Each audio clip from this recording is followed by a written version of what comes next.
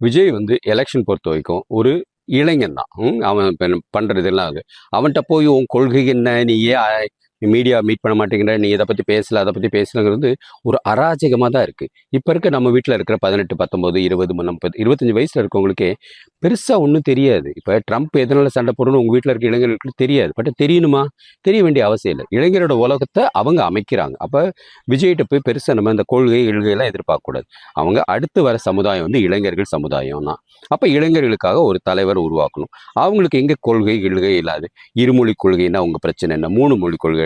இளைஞர்களுக்கு அவங்களோட உலகம் புதுசா அமைக்க போறாங்க. அதனால இந்த வயசான கட்சிகள் இருக்குல்ல, இன்க்ளூடிங் பிஜேபியே சொல்றேன், பாரதிய ஜனதா கட்சி, இந்த எடப்பாடி கட்சி, இரட்டை இலை கட்சி, அதெல்லாமே வந்து ஒரு புது பழைய சித்தாந்தத்தை தான் பேசிக்கிட்டு இருக்காங்க. பட் விஜய் அதை பற்றிலாம் கவலை இல்லை. எனக்கு வந்து மக்கள் ஓட்டு போடுவாங்க, மக்கள் அப்புறம் என்னென்ன தேவைங்கிற வந்து அசம்பிளியில் வந்து வாதாடுவாங்க.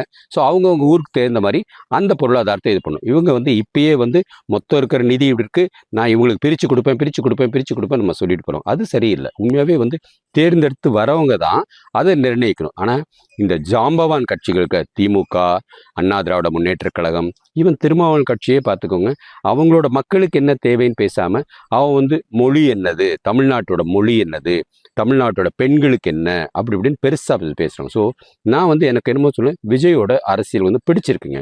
ஒரு கொள்கைகள் போட்டு ஒரு மாதிரி காம்ப்ளிகேட் பண்ணிட்டு போகக்கூடாது. மக்களுக்கு எது தேவையோ அதை அவன் செஞ்சுட்டு இருக்கிறான்.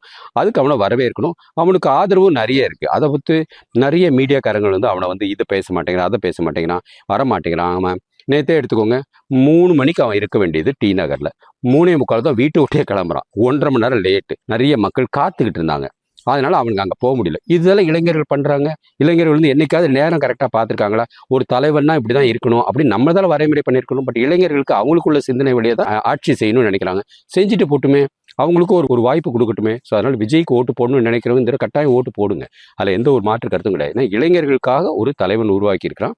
சீமானோட இதுக்கு நம்ம நிறைய பேர் வந்து கேட்டுட்டு இருந்தோம். பட் அது வந்து அடிப்படையாக நம்மளால் செய்ய முடியுமான்னு தெரியல. பட் விஜய் வந்து அதை பற்றிலாம் நான் கவலை இல்லை.